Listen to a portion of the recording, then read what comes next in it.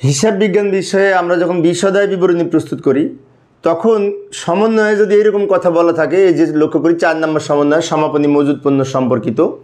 এখানে বলেছে সমাপনী মজুদ পণ্যের মধ্যে 5,000 টাকার পণ্য অন্তর্ভুক্ত আছে যা বিক্রয় করা হয়েছে কিন্তু ক্রেতাকে সরবরাহ করা হয়নি।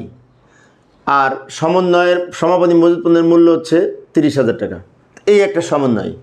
তাহলে এখানে দুইটা টাকা আছে, একটা সমাপনী মজুদ পণ্যের মূল্য, আরেকটা টাকা দেওয়া আছে পণ্য বিক্রি করেছি 5,000 টাকা, সেই পণ্যটা এই 30,000 টাকার মধ্যে অন্তর্ভুক্ত আছে, যাকে বলা হয় অসরবরাহকৃত পণ্য। অর্থাৎ এই পণ্যটা বিক্রি করেছি কিন্তু ক্রেতাকে সরবরাহ করা হয়নি।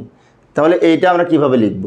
মনে করি এই অঙ্কে কিছু কাল্পনিক তথ্য আমি লিখছি, বিক্রয় দেওয়া আছে 80,000 টাকা। এই বিক্রয়ের সাথে কিন্তু এই 5,000 টাকা যোগ হবে না, কারণ এখানে যদি বলতো বিক্রয় লেখা হয়নি তাহলে আমরা বিক্রয় যোগ করতাম।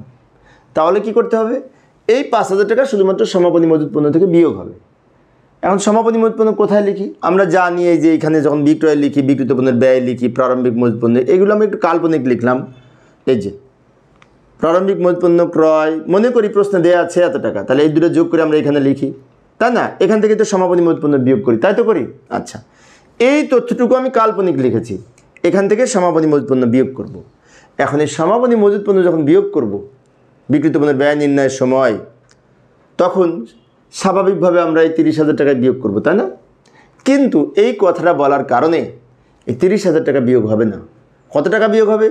30,000 থেকে 5,000 বিয়োগ করে যেটা থাকে সেটা বিয়োগ হবে। এইভাবে লক্ষ্য করি, সমাপনী মজুদ পণ্য ছিল আমার কত? 30,000 টাকা। সেখান থেকে এই সমাপনী মজুদ পণ্যের মধ্যে যে পণ্যটা অন্তর্ভুক্ত আছে ওটা বিয়োগ করে বাকি টাকা 25,000 টাকা এখানে লিখতে হবে। তারপরে এটা থেকে এটা বিয়োগ করে শেষের ঘরে বলবে। অর্থাৎ আমরা যখন সমাপনী মজুদ পণ্য এখান থেকে বিয়োগ করব তখন 30,000 বিয়োগ হবে না, বিয়োগ হবে 30,000 থেকে এটা বিয়োগ করে যা থাকে 25,000 সেটা বিয়োগ করব। আমি পাশাপাশি বিয়োগ করেছি, তোমরা এই ঘরে লিখে যোগ বিয়োগ করতে পারো, আমি জায়গা সেভ করার জন্য পাশে লিখে বিয়োগ করেছি। তারপরে এই সমাপনী মজুদ পণ্য বিয়োগ করে আমরা যেটা পেলাম সেটা হচ্ছে বিক্রিত পণ্যের ব্যয়। এবার এখান থেকে এটা বিয়োগ করে মোট মুনাফা হয়, তাই না? এই অঙ্ক করার জন্য আমি যে ক্রয়, প্রারম্ভিক মজুদ পণ্য, বিক্রয়, এই তথ্যগুলি কাল্পনিক লিখেছি বোঝানোর জন্য। আমাদের অ্যাকচুয়ালি আজকে শিখলাম যে সমাপনী মজুদ পণ্যের মধ্যে যদি অসরবরাহকৃত অন্তর্ভুক্ত থাকে তা কীভাবে লিখব। সেই ক্ষেত্রে সমাপনী মজুদ পণ্য যখন আমরা এখানে বিয়োগ করি তখন এটা থেকে এটা বাদ দিয়ে বাকি টাকাটা লিখব, তারপরে এটা থেকে এই 25,000 বিয়োগ করে এখানে লিখব। এখন আর একটা বিষয়, সেটা হচ্ছে সমাপনী মজুদ পণ্য তো দুই জায়গায় বসবে, কারণ এটি সমন্বয় দুই জায়গায় বসে। আরেকবার কোথায় বসবে?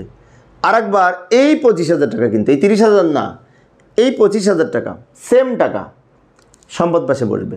আর্থিক অবস্থার বিবরণী যখন প্রস্তুত করব, এই যে আমি দেখাই দিচ্ছি, এই যে আমরা যখন আর্থিক অবস্থার বিবরণী প্রস্তুত করব তখন চলতি সম্পদ লিখব না, সেই চলতি সম্পদ পাশে সমাপনী মজুদ পণ্য নামে যে টাকাটা লিখব ওই 25,000 হবে। 25,000, 30,000 না কিন্তু, কারণ 25,000-এর মধ্যে 5,000 টাকার পণ্য আমরা বিক্রি করেছি, যার কাছে বিক্রি করেছি সে নেয়নি, তো সে যখন নিয়ে যাবে পণ্য কমে যাবে, সেটা তো আমার পণ্য না।